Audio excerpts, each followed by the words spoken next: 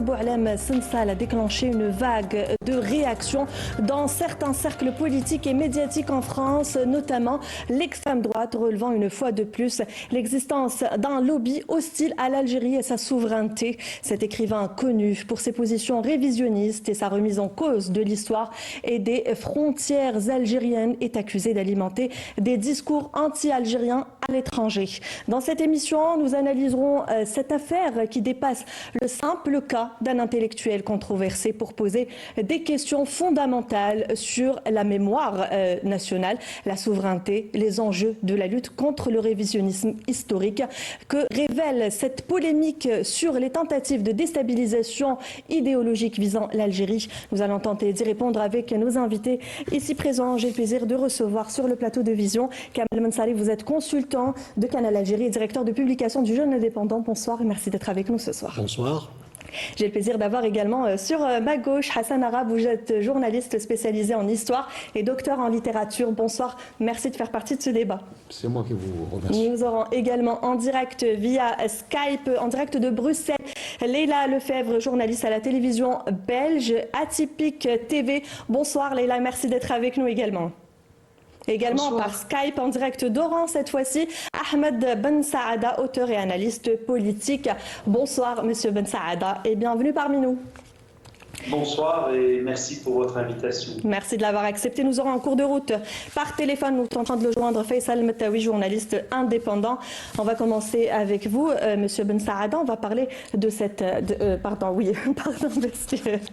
Monsieur Mensari, on va parler de cette affaire. On a enregistré après l'arrestation du révisionniste Boualem Sensal une forte mobilisation de personnalités françaises, notamment d'extrême droite, je le disais en intro, proche également du lobby sioniste, connu pour leur hostilité envers l'Algérie depuis toujours. Les mêmes sphères ont également violemment réagi aux révélations sur l'écrivain Kamel Daoud, accusé, je vous le rappelle, d'avoir honteusement exploité le récit d'une jeune victime du terrorisme pour son prix Goncourt. De quoi cela est-il le nom, Monsieur Mensari? Comment analyser ce déchaînement de haine envers l'Algérie aujourd'hui? Alors on va faire de la pédagogie pour commencer déjà avec le cas de M. Sensal. Donc, ce dernier en date, parce qu'il faudrait rappeler une chose. Donc, on évoque son arrestation par l'Algérie en raison de ses propos sur les frontières de l'Algérie. Donc, oui. Nous sommes effarés à la fois et étonnés du fait que cet intellectuel, entre guillemets, ou un écrivain, donc qui s'accroche le droit de remettre en cause des frontières déjà reconnues justement par le Maroc. Donc, nous sommes dans une situation où cette personne-là s'arrange le droit de créer un précédent, oui, ou d'essayer ce qu'on appelle créer une discorde, d'entretenir la discorde. La discorde, elle fait le lit de l'extrémisme en France, certes, parce que lui, il est connu avec ses accointances avec les lobbies juifs, les lobbies sionistes. Donc c'est quelqu'un qui s'est vraiment inscrit dans une logique de soutien à Israël, de soutien à ses lobbies, en dépit du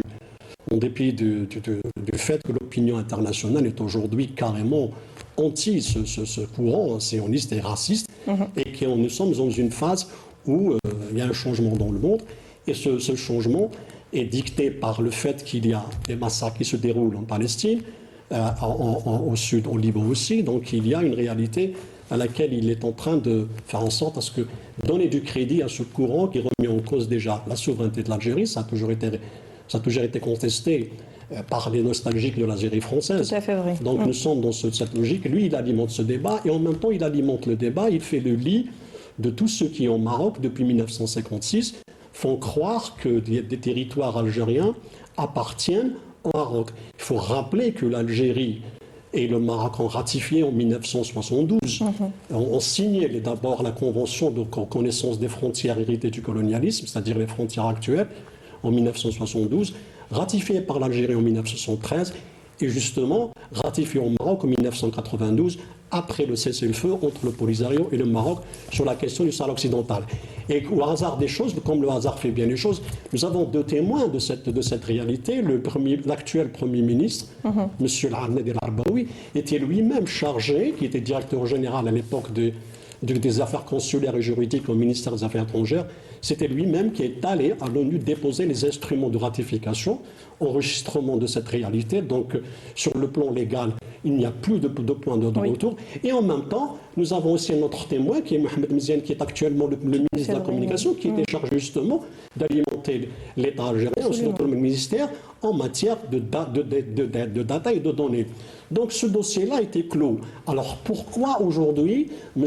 Sansal revient à la charge et ne reconnaît pas à l'Algérie ce que le Maroc lui-même reconnaît? Donc il n'y a jamais eu de contestation de la part du Maroc, du régime marocain, des frontières actuelles reconnues par la communauté internationale. Donc nous sommes dans une idée, dans une démarche qui veut faire en sorte à ce que d'abord créer la discorde entre Algériens et Marocains et en même temps alimenter le discours xénophobe, parce qu'il faut rappeler une chose, que dans le débat algéro-français et dans la relation algéro-marocaine, l'extrême droite a toujours joué la carte du Maroc, et justement la carte du fait, elle a poussé pour qu'il y ait des relations privilégiées entre la France et le Maroc, et des relations militaires entre l'Algérie et Paris. Tout à fait. Monsieur Arabe, j'aimerais votre avis sur la même question. Quelle est votre analyse justement sur ce déchaînement de haine envers l'Algérie aujourd'hui par des écrivains franco-algériens, malheureusement? Et est-ce que, par rapport aux propos de monsieur Mensali, est-ce qu'on peut parler d'atteinte à l'intégrité territoriale? Bien sûr, c'est une atteinte à l'intégrité territoriale, et pourtant, c'était la ligne rouge. Les Algériens, lorsqu'ils ont mené la guerre de libération nationale, lorsqu'ils ont été appelés à négocier donc le cessez-le-feu, ils ont posé comme ligne rouge l'intégrité territoriale de l'Algérie.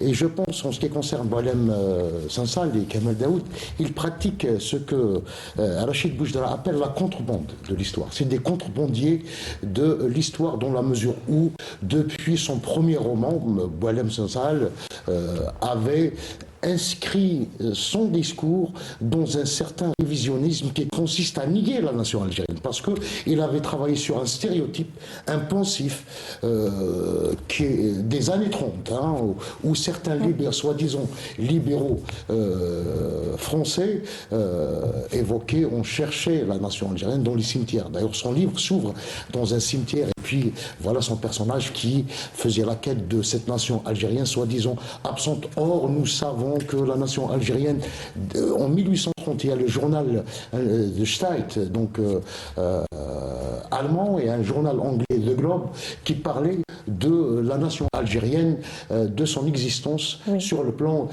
territorial.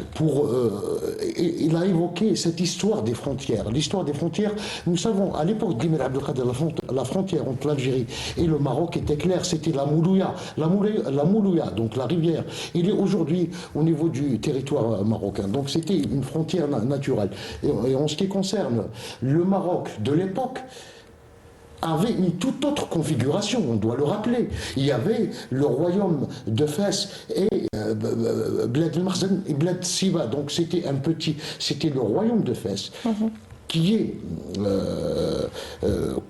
s'est constitué sur deux principes: les mercenaires et la corruption. Et je pense que le mercenaire aujourd'hui adopte la même stratégie, la corruption et des mercenaires. Il fait appel aux mercenaires sionistes pour garantir son entité et son existence, comme il fait appel à la contrebande, c'est-à-dire la vente, le trafic de l'opium. Donc, on va parler plus en détail avec vous dans un court instant de littérature, notamment de ses romans, mais j'aimerais avoir l'avis de Leïla Lefebvre, si vous êtes avec nous, concernant, donc je le disais en introduction, cette mobilisation des personnalités françaises, notamment d'extrême droite. On a les réactions sans détour d'Éric Zemmour, bien évidemment, Marine Le Pen, Mohamed Sifawi, Pécresse, Dupont-Aignan, Jacques Lang. Que pensez-vous un petit peu de cette réaction française? J'aimerais, si vous me le permettez, d'abord revenir à ce que vous avez dit tout à l'heure en évoquant un certain nombre de franco-algériens. Oui. Je pense qu'il y a une correction à faire très rapidement et tout de suite concernant l'écrivain donc Boualem Sansal. À ma connaissance, et selon ses propos à lui, il a déclaré notoirement et très souvent à la presse et aux médias français qu'il qu'il était de père marocain. Son père est d'origine marocaine et comme il aime à l'expliciter, sa mère, c'est vrai, elle est algérienne, mais comme il le dit, d'éducation très française. Et donc, peut-être, ceci explique cela. Et c'est très dommage que quelqu'un qui a eu cette chance d'apprendre la langue française d'abord, grâce à l'éducation algérienne. Très franchement, je n'ai jamais lu du Sonsal et je ne me suis jamais intéressée. D'aucuns savent que j'adore la littérature et la lecture. Autant je me suis régalée à lire du Cadra, pour ne parler que d'algérien ou de franco-algérien, autant je n'ai jamais ouvert un livre de Sonsal. Et donc, ce qui est malheureux, c'est de bénéficier de cette facilité d'apprendre à lire et à écrire et à avoir des diplômes. Et pour le cas de Sonsal, il a occupé même des postes dirigeants dans un ministère en Algérie. Et puis, comme beaucoup dans les années, au milieu des années 90, il a décidé de quitter l'Algérie pour la France. Et il faut briller. Il faut briller, comme l'a dit la dernière fois Daoud chez Léa Salamé à France 2. Il a dit, à partir de... Lui, ça fait quoi? Ça fait un an, hein, Daoud, qu'il est en France. Il est devenu français aussi, de surcroît. Et il a dit qu'il a décidé de venir en France pour avoir de l'argent et de la gloire à n'importe quel prix. Eh bien voilà, il faut briller. Et puis il y a quoi? Il y a une manière très rapide et très facile, c'est de taper sur leur pays d'origine ou le pays où ils ont grandi, puisqu'il s'agit de Sonsal maintenant. Pour revenir très rapidement à votre question par rapport aux premières déclarations de femmes et d'hommes politiques, vous avez cité très justement, enfin c'est le club quoi, hein, c'est toute l'équipe, c'est-à-dire les autres Algériens, qui, eux, sont devenus français beaucoup plus tôt que Sonsal et Daoud, c'est-à-dire grâce au décret Crémieux. Je pense à Zemmour, je pense à sa compagne, Sarah Knafo, qui, elle, est à Bruxelles. Et pour l'anecdote, je l'ai interpellée, je l'ai invitée à mon émission de télévision sur Atypique, le vrai dialogue, justement pour traiter, et je prends la responsabilité, des bêtises qu'elle débite encore ici en Europe. Elle doit savoir que si ça marche peut-être à Paris, ça ne marchera pas à Bruxelles. Et moi, je lui lance une autre fois l'invitation à travers Canal Algérie, qu'elle vienne à mon émission et qu'elle vienne avec des chiffres précis pour m'expliquer comment la France octroie ou offre ou donne à l'Algérie près d'1 milliard d'euros par an. Invitation à lancer, Madame Lefebvre. Être député européen à Bruxelles, il y a des normes et il y a le respect des règles de l'institution qui est très importante, qui est le Parlement européen. Effectivement, Knafo, son compagnon Zemmour, et laissez-moi ajouter une chose. Zemmour, en 2 temps et 3 mouvements, il crée un parti, Reconquête, il se présente aux élections présidentielles françaises, il se présente aux législatives, il se présente aux européennes. Eh bien, monsieur Zemmour, il a 5 députés européens à Bruxelles. Est-ce que c'est aussi pour déverser leur venin? Et c'est ce qu'il faut. Mais c'est ce qu'on voit en tout cas pays qui concrètement. Il est jeune parce qu'il est indépendant. Je parle de l'Algérie. Il est jeune parce qu'il veut être souverain. Il est jeune parce qu'il se lance dans un développement économique sans précédent depuis maintenant 5 ans, etc.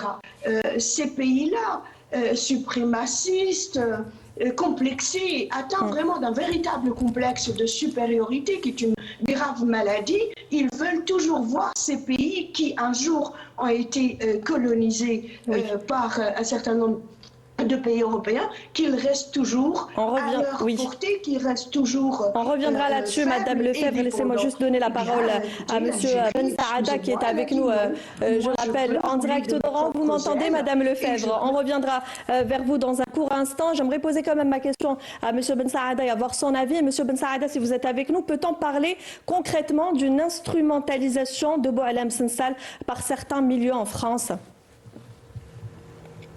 Alors, ce qu'on peut dire au sujet de ces auteurs qui vivent ou écrivent pour la France, c'est que, en fait, ils sont non seulement instrumentalisés, mais en fait, ils font partie de tout un programme de ce qu'on appelle une guerre cognitive, en fait. C'est que vous avez, que ce soit Boualem Sansal, que ce soit Kamel Daoud, c'est ce qu'on appelle des informateurs indigènes, des alibis ethniques. C'est-à-dire que lorsqu'ils vont parler, ils ne vont pas parler en leur nom, ils vont parler au nom des Algériens.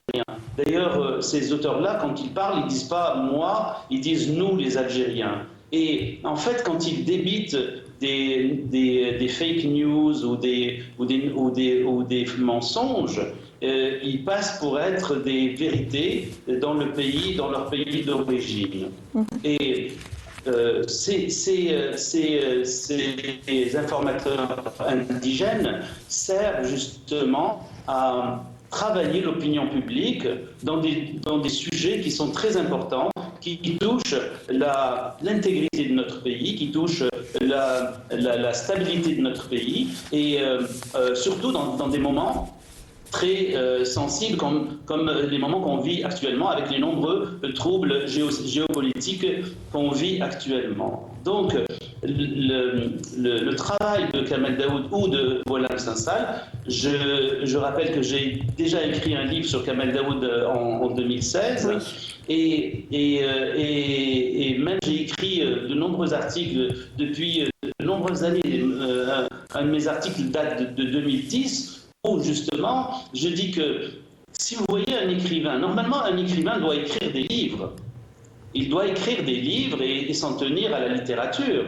Et ces gens-là ne font pas juste écrire des livres. On les voit à chaque fois qu'il y a un problème, en Algérie ou ailleurs, ils leur posent des questions et ils sont obligés de se prononcer sur la situation en Algérie. Je rappelle par exemple qu'en 2016, lorsqu'il y a eu un attentat à Nice, Boualem Sansal a comparé le terroriste de Nice aux combattants algériens, aux moudjahidines algériens. Il disait que c'est la même chose, les moudjahidines algériens étaient des terroristes, vous comprenez? Donc il y a cette fonction d'alimentation de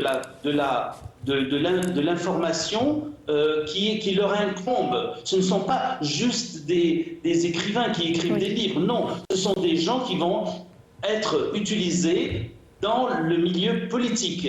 Et cette dichotomie est très importante à noter. Donc vous avez répondu à ma question, ils sont instrumentalisés incontestablement. Faisal Metaoui vient de nous rejoindre, il est avec nous par téléphone. Bonsoir Faisal, quel est votre avis, votre analyse sur ces propos tenus par Boualem Sansal, ce traître qu'on peut qualifier ainsi, Monsieur Metaoui? Boualem Sansal parle depuis très longtemps, c'est pas vraiment nouveau, comme Kamel Daoud, comme Mohamed Sifawi, comme d'autres. Moi, je ne crois pas, je suis pas d'accord pour dire qu'ils sont instrumentalisés. Non, ils sont conscients de ce qu'ils disent, ils sont tout à fait conscients, parce que personnellement, moi-même, j'avais discuté à un moment donné, lorsque Kamel Daoud était en Algérie, avant d'avoir la nationalité française, sur ce qu'il dit sur l'islam, par exemple, avec beaucoup d'extrémisme, parce qu'il y a du radicalisme dans leur discours, ce qu'il dit par rapport au passé colonial, mais j'ai bien compris que finalement, ils sont conscients de ce qu'ils font et donc ils se plaisent dans ce jeu. Récemment, on avait vu que Boualem Sansal et Kamel Daoud, les deux, disent pratiquement la même chose. Le premier dit que l'Algérie a été détruite. Je ne sais pas comment l'Algérie a été détruite. Un pays qui existe depuis 10 000 ans.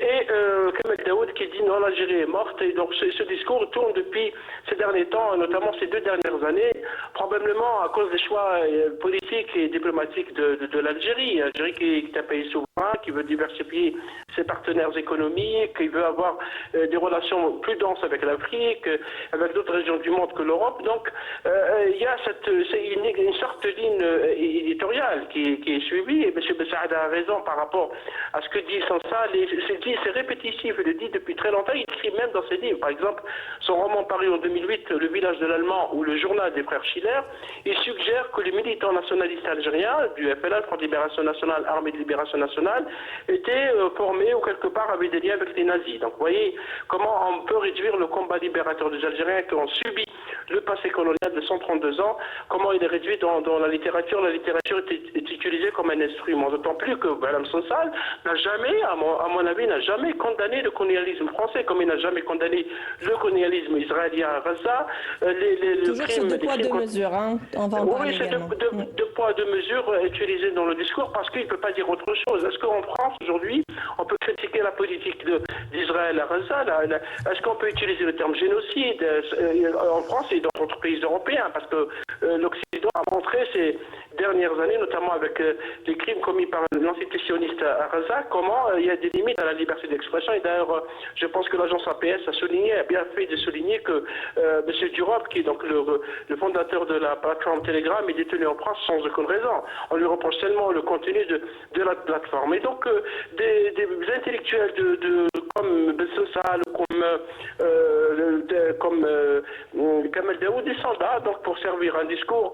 Kamel Daoud, par exemple, nous demande, comme s'il était donc un détenteur de la science infuse, nous demande de parler de la décennie noire. Il nous demande de parler de la décennie noire pour oublier le passé colonial, parce que pour lui, les Algériens qui parlent du passé colonial, il faut noter que la France n'a jamais pardonné, n'a jamais reconnu ces crimes coloniaux. Il y a beaucoup de crimes, à commencer par les enfumades de Dahra au début de la colonisation, les massacres, les disparitions, etc. Et nous devons parler du cinéma. Il prétend même que son dernier roman, Ouri, est le fruit donc de son imagination, alors qu'on sait qu'il y a une affaire en justice déposée contre lui. Et le premier à parler de la dessinée noire en Algérie, alors qu'il y a beaucoup de romans et de films qui ont vécu cette période. Oui, vous m'avez tendu une perche, Faisal Metaoui, concernant cette dépêche de l'APS, l'agence officielle Algérie Presse Service. Je vous propose de suivre ce compte rendu signé Yannis Saïd Belkacem. On revient juste après pour en débattre. L'arrestation de Boualem Sansal, pseudo-intellectuel vénéré par l'extrême droite française, a réveillé les professionnels de l'indignation. Tout le botin anti-algérien et accessoirement pro-sioniste de Paris s'est levé comme un seul homme. Éric Zemmour, Mohamed Sifawi, Marine Le Pen, Xavier Deriancourt, Valérie Pécresse, Jacques Lang, Nicolas Dupont-Aignan et évidemment Tahar Benjedloun, son ami marocain qui récupère d'une sciatique à force de baisement à Mohamed VI. Tous montent au créneau pour ce révisionniste qui s'est pris les pieds dans le tapis. Il faut dire que ce lobby haineux a eu une mauvaise semaine. D'abord, un de leurs protégés, Kamel Daoud, a pris la main dans le sac, exploitant les douleurs d'une victime du terrorisme en Algérie. Ensuite, leur ami génocidaire Netanyahou s'est vu délivrer un mandat d'arrêt international par la Cour pénale internationale. Et enfin, notre écrivain de Gallimard, Sansal, se voit arrêté en plein délire révisionniste. Au passage, le même Sansal avait été accusé par l'écrivain Wassini Laraj de lui avoir volé son titre et la trame du roman 2084, La fin du monde. Comme quoi, dans la confrérie du plagiat et du détournement littéraire, la France de l'édition a bien choisi ses poulains algériens. Le gouvernement français doit exiger sa libération immédiate, lancera le naturalisé par décret Éric Zemmour en faveur de son ami Boualem Sansal. La France, qui s'offusque de l'arrestation de Sansal à l'aéroport d'Alger, n'a toujours pas déclaré au monde si elle a la souveraineté nécessaire de pouvoir arrêter Benjamin Netanyahou si jamais il se pointerait à l'Europe Charles de Gaulle, puisque Paris parle de droits de l'homme, se conformer au droit international dans le cas de Netanyahou serait déjà un. La France n'est pas à une contradiction près, qui parle de crimes contre l'humanité en Algérie concernant la colonisation française, qui admet la reconnaissance historique d'assassinats d'État dans le cas de Ali Boumendjel, Maurice Audin ou de l'Arabi Ben Hédé, pousse la contribution jusqu'à envoyer son ambassadeur avec une gerbe de fleurs sur la tombe de nos martyrs, prend la défense d'un négationniste qui remet en cause l'existence, l'indépendance, l'histoire, la souveraineté et les frontières de l'Algérie. La France, qui légifère à tour de bras sur les lois mémorielles, surtout quand il s'agit de révisionnisme anti-juif, ne devrait-elle pas plutôt condamner Sansal pour sa tentative de nier l'existence même de la nation algérienne? Ça serait un bon sujet d'étude et de négociation pour Benjamin Stora. En définitive, à chaque poussée de fièvre anti-algérienne, Paris charge Alger de tous les maux, alors que l'Algérie agit toujours selon le principe de cohérence. Accuser l'Algérie d'empêcher la liberté d'expression, alors que les Français détiennent toujours Pavel Durov, le fondateur de la messagerie Telegram, plateforme mondiale de l'expression, et la confirmation de cette sinistre comédie d'Ansel Sansal et le Pantin utile. Et c'était le commentaire de Yanis Aït Belkacem. On va parler, Monsieur Arabe, avec vous. Je vais vous parler de votre casquette de lettres. Je rappelle que vous êtes docteur en littérature. De ce roman, le premier de Boualem Sansal, Le Serment des barbares, son premier roman paru en 99 sur notamment l'histoire de l'Algérie, selon une vision, je le rappelle, orientée, c'est bien de le préciser, une remise en question donc de l'Algérie en tant qu'entité. Qu'avez-vous à dire par rapport à cela? En question de l'Algérie en tant qu'entité, mais surtout de la guerre de libération nationale. Le titre est symbolique, le serment des barbares, parce qu'il s'attaque au serment des braves. Au contraire, c'est le serment des braves, c'est le serment de novembre, de ceux qui ont pris les armes pour lutter contre le pire système que l'humanité ait connu, à savoir le colonialisme.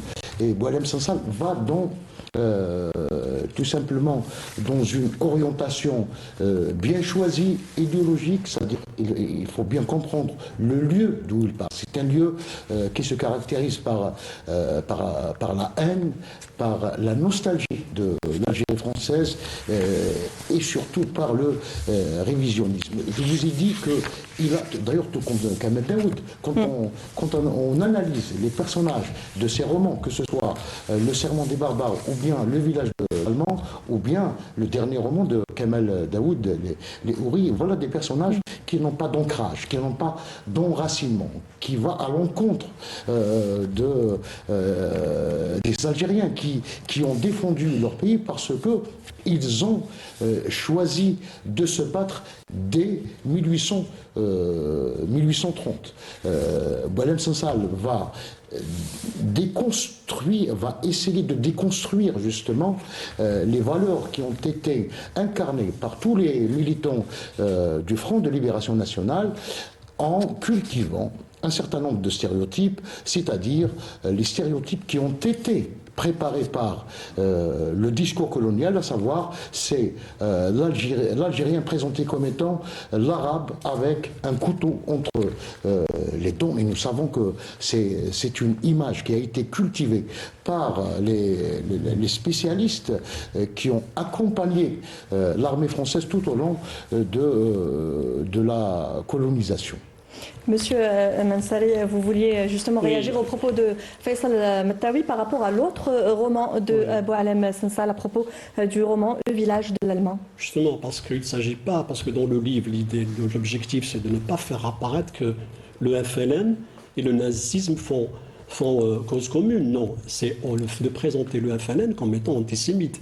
C'est ça. Donc c'est-à-dire que l'idéologie du FLN était à la base antisémite. Donc tout ce qu'a fait le FLN pendant la guerre de libération était forcément et essentiellement antisémite. Pourquoi Sansal s'essaye à ce genre de rapprochement?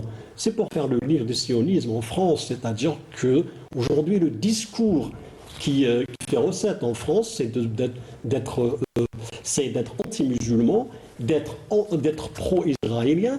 Donc c'est aujourd'hui, donc le livre n'est simplement pas destiné à dénigrer le FLN, mais de montrer que la cause algérienne ou toute la révolution s'est battue autour d'un principe, celui d'être anti-juif.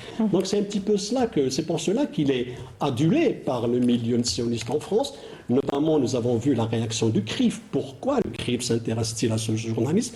Parce qu'il est cet écrivain, parce que d'abord, il a été très proche, protégé par ce lobby. C'est un lobby puissant. Il sert à leurs intérêts. C'est un lobby puissant. Il faudrait se mettre à l'idée que nous avons affaire à un lobby très puissant, à une machine médiatique très puissante aussi.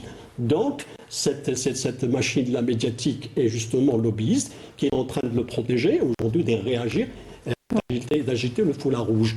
Donc nous sommes face à une logique aujourd'hui, autant Kamel Daoud que Boualem Sansal jouent sur ce registre-là. C'est ce qui plaît en France, c'est d'être anti-musulman. D'ailleurs, Kamel Daoud travaille dans un magazine qui est réputé en France d'être islamophobe et qui a toujours joué sur la haine du musulman et qui est allé très loin dans son éditorial dans sa ligne éditoriale, dans cette logique.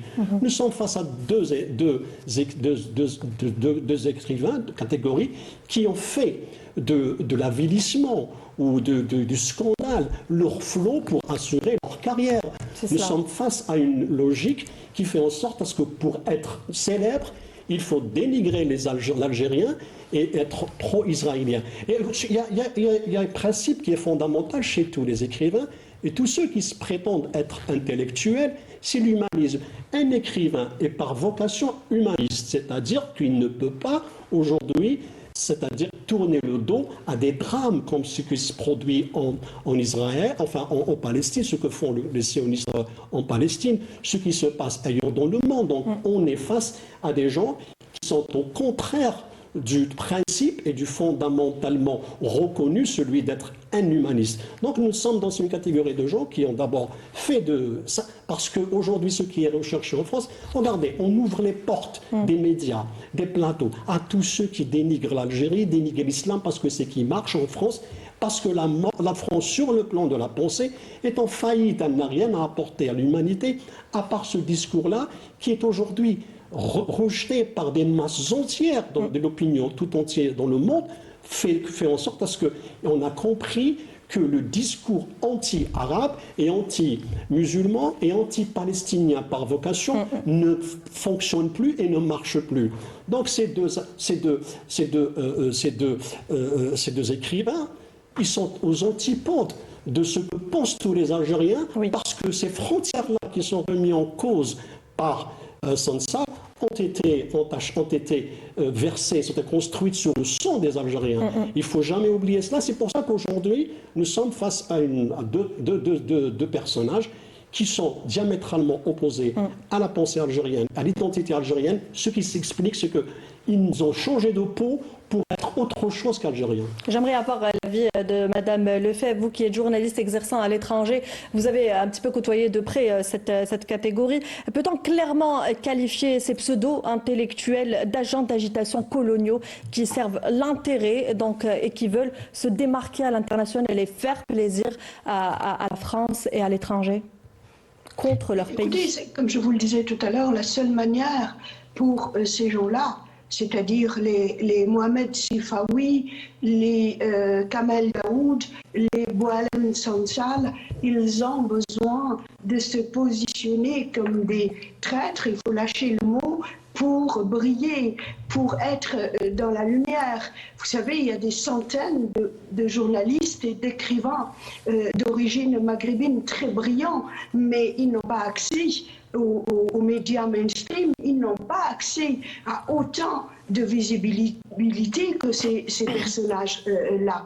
Laissez-moi rappeler, j'ai peur d'oublier de vous dire, madame, puisque vous dites que j'exerce depuis la Belgique francophone, depuis la Belgique francophone aujourd'hui, il a été lancé une pétition internationale qui appelle à boycotter Houri, donc le livre de Kamel Daoud, pour les raisons que vous savez.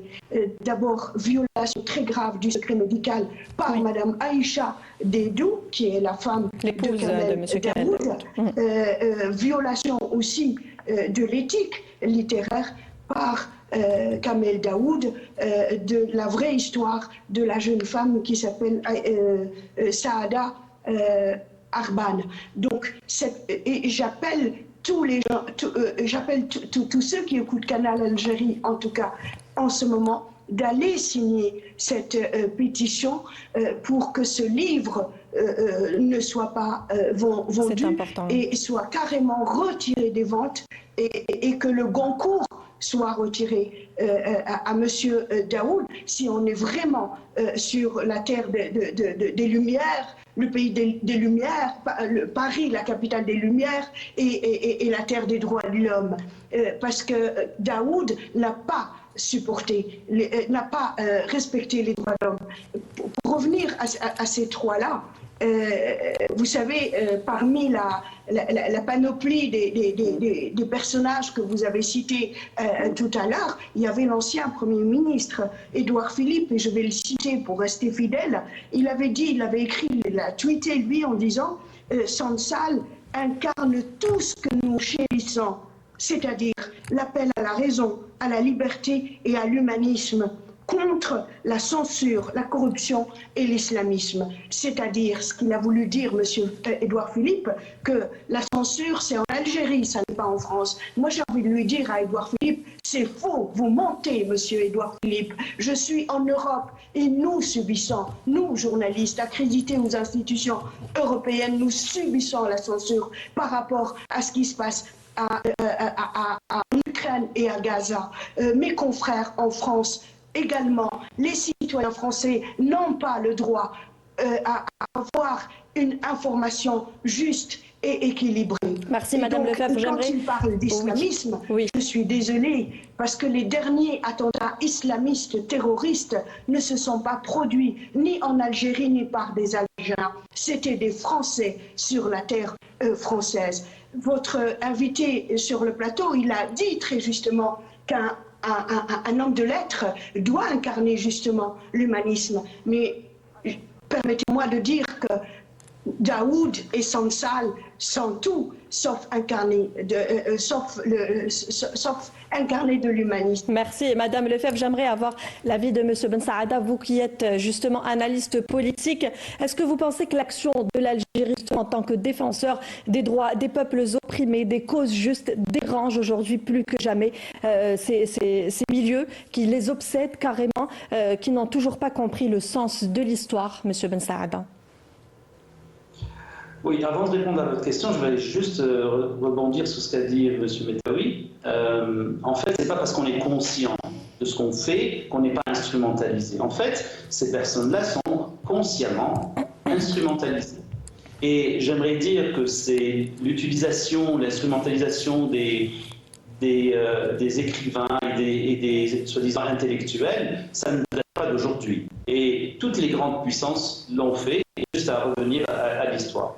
En ce qui concerne notre pays, l'Algérie, il est clair que ses positions politiques, son ADN, ce que j'appelle l'ADN politique algérien, qui est extrêmement courageux par les temps qui courent, nous pose énormément de problèmes et nous sommes visés de partout pour justement ces positions anti-impérialistes, anti-colonialistes et anti-génocide. Parce que ce qui nous actuellement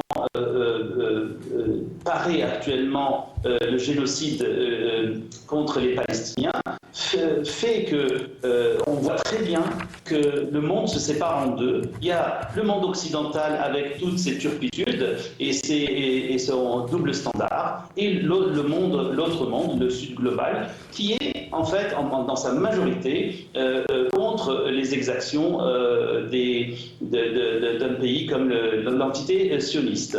Il faut rappeler que Boualem Sansal a été non seulement un défenseur d'Israël qu'il a visité en 2012, et quand il est revenu, je vous rappelle, il a titré un article, il a dit « Je suis allé à Jérusalem et j'en suis revenu riche et heureux ». Il est parti en 2012. Vous savez, en 2008-2009, il y a eu avant, parce qu'en 2014, il y a eu un autre massacre, mais avant de partir, en 2008-2009, il y a eu ce qu'on appelle l'opération Plomb Durci. Il y a eu 1400 morts, dont 300 enfants. Et lui, il est revenu heureux et riche de cela. Donc vous voyez, et autre chose, il fait aussi ce qu'on appelle l'apologie du colonialisme. Je vais juste vous faire une citation qu'il a faite, ce qui est reporté dans mon livre Kamal Daoud, Colonne contre enquête.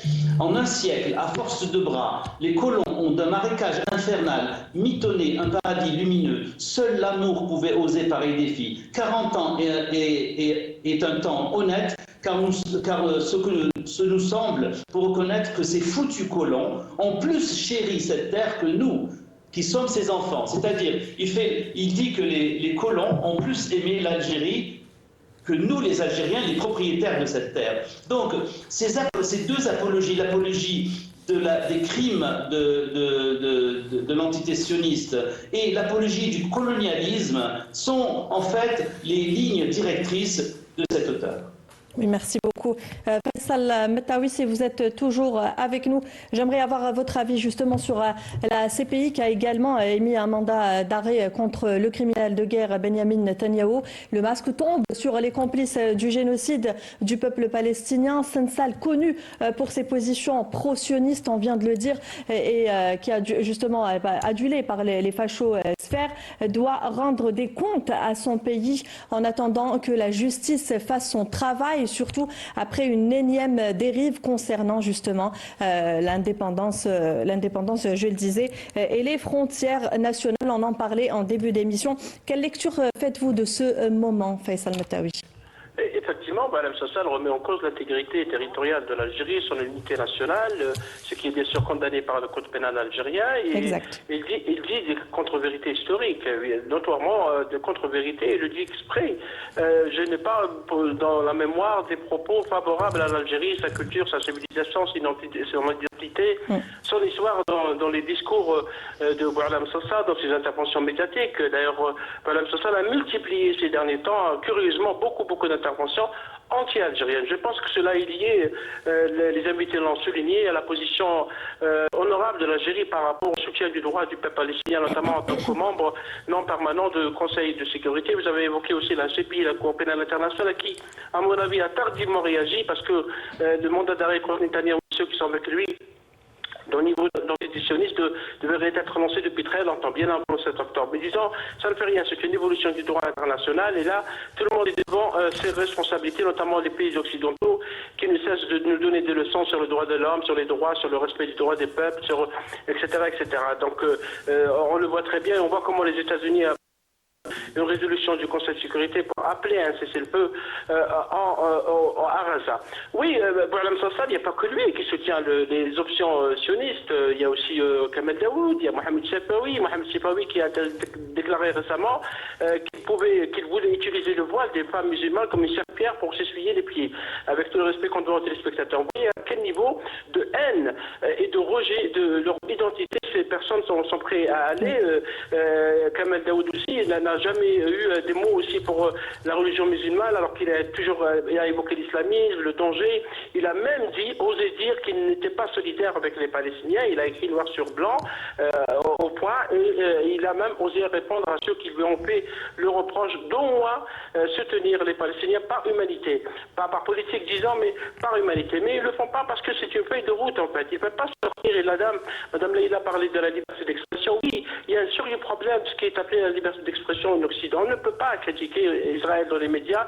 Vous avez vu comment les médias occidentaux ont manipulé l'histoire du club sioniste de Maccabi à Amsterdam. On a changé les images, on a détourné ça comme un programme alors qu'il n'y a pas eu de programme à Amsterdam. On a même évoqué des attaques antisémites. L'antisémitisme, bien sûr, est utilisé à toutes les sauces pour essayer de complexer ceux qui disent ou qui osent dire autre chose que les médias mainstream.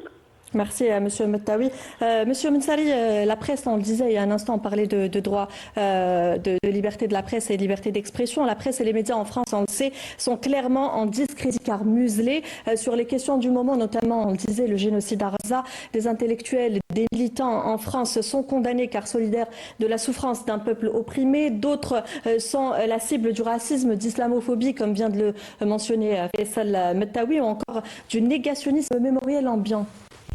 Bien évidemment, mais ça n'a pas commencé depuis le 7 octobre. C'est-à-dire que c'est pas que la question. C'est la continuité. Ce n'est pas simplement parce qu'il y a eu le 7 octobre qu'il y a cet ostracisme en France, cet interdit, ce bannissement de toute liberté d'expression. Il existe bien avant. On a vu comment, par exemple, on va revenir au monde de la culture. On voit comment Dieudonné Mbalambala, l'un des humoristes les plus poignants, les plus sérieux, les plus performants, et le plus fiable et le plus intègre, subit toute une infamie incroyable. Il est interdit. Maintenant, il se déplace avec un bracelet électronique. On est arrivé à faire taire parce qu'il a touché à sacro-saint question de la Shoah, parce qu'il a touché à Israël, parce que d'abord, en France, les médias ne sont pas nationalistes, comme on peut en dire. Ils sont pro-israéliens. Donc ils ne défendent même pas un discours officiel français. Ils ne défendent même pas des intérêts français. Ils défendent les intérêts d'Israël. Donc c'est connu. Donc on a presque l'impression que la France est devenue une antenne, une ambassade d'Israël. Et c'est ça ce qui est étonnant dans un pays qui prétend être le chantre de la liberté d'expression, mais ce n'est que le pays des droits de l'homme. La liberté d'expression et les droits de l'homme, c'est pour une partie des Français et pas tout le monde. Donc c'est celle qui est favorable au discours sioniste. Donc cette question-là est tranchée. On a vu ce qu'on a traité Alain Soral, mais heureusement qu'il y a des gens en France qui essayent, on a vu Mediapart par exemple, il y a des médias, il y a des gens indépendants qui essaient par tous les moyens de casser le discours officiel français. Certes, il n'est pas tout à fait solide autant que les médias mainstream en France. C'est des milliards, c'est des machines. Mais on assiste plus que jamais à la disparition des principes de la publique, on est d'accord.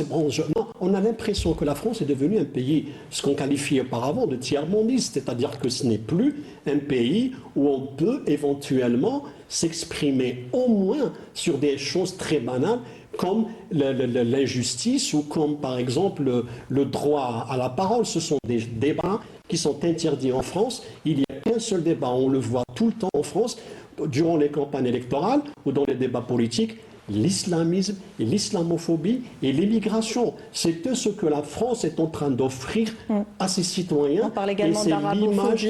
Et c'est l'image qu'elle renvoie au monde. Oui. Donc c'est un pays en pleine faillite sur le plan du discours et sur le plan de la pensée. Ce qui rend la France aujourd'hui dans le seuil, il la place dans le seuil ombrageux de l'histoire, ce qui signifie qu'elle ne peut plus être un exemple de liberté d'expression. Et on ne peut plus compter sur ce pays-là dans n'importe quel discours du moment. Et encore, il y a quelque chose qui est plus grave.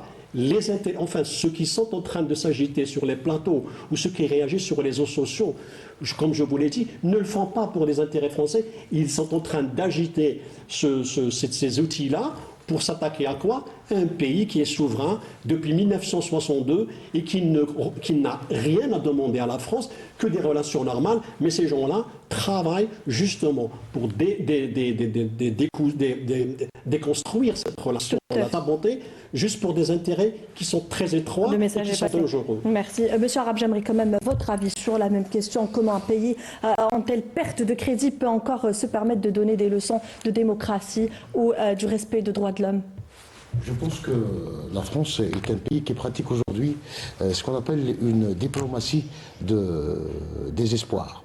Donc pour ne pas dire romantique et nostalgique. C'est comme ça qu'il faut peut-être analyser ce qui se passe dans le monde médiatique et le monde éditorial. Parce que on parle de deux écrivains dont la survie sur le plan médiatique est déterminée justement par le monde éditorial. Nous savons que les vainqueurs, les écrivains à qui on attribue des prix, c'est pour des raisons idéologiques. On ne va pas refaire cette histoire des prix. Nous savons que les prix répondent à des exigences non pas artistiques au sens propre du terme, mais plutôt idéologiques. C'est le cas de Boualem Sansal qui a eu plusieurs prix parce que à un certain moment il défendait le principe durant sa première carrière. À l'époque, il a essayé de s'inscrire dans un discours, on parlait des bienfaits de la colonisation. C'était le premier à évoquer à travers d'abord ses livres, mais aussi sur les plateaux de télé. Il a même fait venir un reporter d'une chaîne française à Alger pour lui dire quel désastre, regardez ce que l'Algérie indépendante a fait des constructions coloniales. Pour vous dire un petit peu le discours qu'il voulait présenter. J'ai quand même attiré votre attention sur le double discours, justement. On ne reconnaît pas 132 ans de communisme, 132 ans de torture, de meurtre, de génocide. C'est qualifié de génocide, c'est ce qui s'est passé en Algérie par le colon français. Mais aujourd'hui, on ne parle pas de ce qui se passe en Palestine, on ne parle pas du conflit russo-ukrainien. En tout cas, on dénonce ce conflit, mais on ne dénonce pas des milliers de martyrs en Palestine, des martyrs au Liban. Boualem Sansal, Kamel Daoud s'attaque à quelque chose de fondamental qui est incarné par l'Algérie depuis 1954, à savoir c'est les valeurs de novembre, les valeurs de solidarité, les valeurs de soutien à toutes les causes justes. Comme l'a dit mon ami Sikamel tout à l'heure, c'est exactement ce discours que Boualem Sansal et ses acolytes veulent déconstruire aujourd'hui. Il suffit de voir la liste des gens qui ont apporté les soutiens pour comprendre que la plupart de ces personnes sont liées au lobby nostalgique. Nous arrivons pratiquement à terme de notre émission. J'aimerais avoir, Madame Lefebvre, votre avis sur Boualem Sansal. On disait qu'il dénigre l'image de l'Algérie à l'étranger. Pouvons-nous parler aujourd'hui concrètement de trahison culturelle, Madame Lefebvre? Très rapidement, s'il vous plaît. Nous parler de trahison culturelle. Au-delà même, au-delà. Vous savez, au fond, cette haine abyssale qu'on retrouve chez les extrêmes, et généralement l'extrême droite française, elle n'est pas ad vitam aeternam. Elle aura un jour une fin quand les intérêts divergent entre ces personnes qu'on étudie. Comme l'a dit vraiment très clairement notre ami M. Ben Saada, ces gens-là sont conscients, parce qu'ils ne sont pas bêtes, ils ont une certaine intelligence. Et il l'a dit clairement, Daoud, récemment sur une grande télévision française, il est venu en France pour la gloire et l'argent à n'importe quel prix. C'est-à-dire qu'il est prêt à trahir ses origines, comme il a trahi d'ailleurs ses convictions politiques. Il faut rappeler aux Algériens et aux francophones qui nous regardent à travers votre télévision, madame, que M. Daoud était islamiste à ses débuts à Tout Oran. à fait, oui. Et un ami m'a dit, vous savez, il ne faut pas prendre en compte ce que raconte Sansal, c'est un séparatiste. Mais qu'il aille faire son séparatisme chez les Souss ou chez les Chleux ou chez les Rifs, pas chez les Algériens, puisqu'il se dit notoirement et publiquement qu'il est d'origine marocaine par son père. Oui. Merci beaucoup, Madame Lefebvre. Vous savez, Monsieur Ben Saada aimerait réagir à votre propos, mais monsieur, pardon, j'ai du mal à vous appeler Monsieur Ben Saada, je suis désolée. Monsieur Ben Saada aimerait réagir à vos propos, Madame Lefebvre, mais très rapidement, s'il vous plaît. Bien sûr, oui. Évidemment, il faut rappeler une chose. Imaginez en France que quelqu'un vienne et dire que l'Alsace n'appartient pas à la France, que la Corse n'appartient à la France, que la Bretagne n'appartient à la France. Que serait la réaction en France? Vous voyez un peu donc le discours qui est valable pour Sansal et qui est toléré en France ne pourrait pas jamais être toléré en France, c'est-à-dire les frontières qui sont immuables. Voyez-vous, donc il y a un double discours. Jamais on a toléré que la Nouvelle-Calédonie soit reconnue comme un pays à part entière, comme une entité à part entière, encore moins la Corse, encore moins les Alsaces. Vous voyez, si ce débat se déclenche en France, j'en aimerais bien voir la réaction de ces gens-là qui aujourd'hui s'offusquent de la réarrestation de M. Sansal. Madame Lefebvre, c'était dans la continuité de votre propos. J'aimerais avoir l'avis de M. Ben Saada. Cette fois-ci, c'est vraiment M. Ben Saada. Comment cette situation, M. Ben Saada, s'inscrit-elle dans la continuité des narratifs post-coloniaux sur l'Algérie? Alors, il est clair que, comme je l'ai dit auparavant, que ces personnes sont instrumentalisées justement pour véhiculer un certain discours, un certain narratif. En fait, ce qu'on peut remarquer, c'est que si vous enlevez 3 mots à ces 2 personnes, c'est-à-dire le mot arabe, le mot islam et le mot Algérie, ils n'auront plus rien à dire. Oui. Donc, ils ne tournent qu'autour de ces 3 mots-là et ils brodent autour pour justement essayer d'avoir un narratif qui cause une déstabilisation dans notre pays. Et il véhicule ce que, en fait, les Français, disons entre guillemets de souche, ne peuvent pas dire. Parce que quand eux, ils le disent, ce sont des gens qui viennent de leur pays d'origine et donc ils sont crédibles. Autre chose, lorsque le président Macron est venu en Algérie pour la première fois en 2017, il a ramené dans ses valises M. Sansal et M. Daoud, entre autres.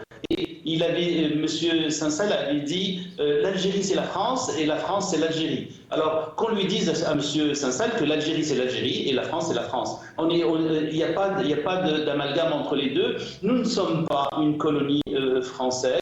Nous venons de fêter le 70e anniversaire du début de notre lutte et nous n'avons pas besoin de leurs conseils. Et ce qui me fait, en fait, je voulais le dire tout à l'heure, c'est que lorsque Kamel Daoud a reçu une espèce de fatwa concernant son premier roman, Meursault contre-enquête, il y a une meute de personnes qui sont montées au créneau, et je remarque que c'est les mêmes personnes. C'est-à-dire, ce lobby intellectuel, soi-disant entre guillemets sioniste, défend toujours ces deux personnes-là, et c'est les mêmes personnes qui reviennent et qui nous disent quoi faire, quoi penser, etc. Donc, étant protégés de cette manière-là, on voit qu'ils sont instrumentalisés. Je le répète pour la 3e fois, ce sont des personnes qui sont instrumentalisées. Le message est passé. Merci, Monsieur Ben Saada. Faisal Mataoui, je vous laisse le mot de la fin sur les motivations derrière cet acharnement envers l'Algérie, notamment cet acharnement médiatique. Parce que l'Algérie, à cause de ses positions, qui se distinguent clairement dans la région arabe par rapport au soutien indéfectible et inconditionnel au peuple palestinien, au droit du peuple palestinien de disposer de son territoire et de ses terres, de A. La volonté de l'Algérie aussi de diversifier ses partenaires économiques, notamment ailleurs dans le monde que en Europe, parce qu'il y a beaucoup de clients qui pensent que l'Algérie est un marché éternel et qui devraient donc déverser leurs marchandises tout le temps.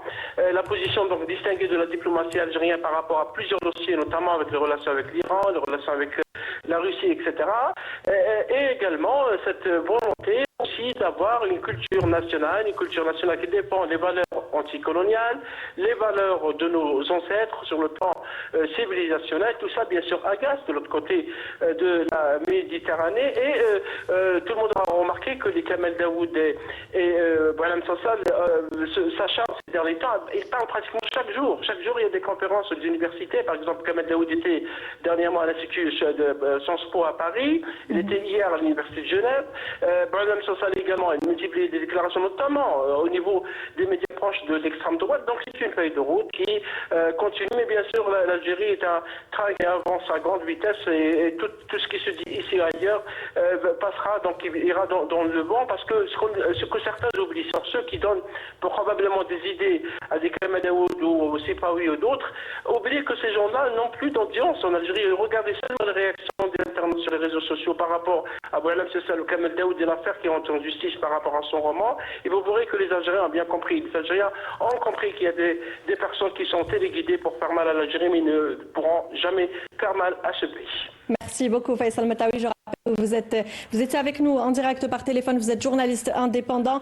Merci, Kamel Mensari, d'avoir été avec nous. Vous êtes consultant de Canal Algérie, directeur de publication du Jeune Indépendant. Merci beaucoup d'avoir été avec nous. Désolé d'avoir écorché votre nom à plusieurs reprises.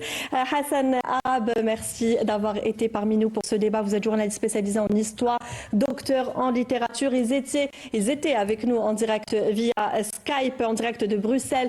Leïla Lefebvre, journaliste à la télévision belge Atypique TV, merci beaucoup d'avoir été avec nous, merci d'avoir participé à ce débat.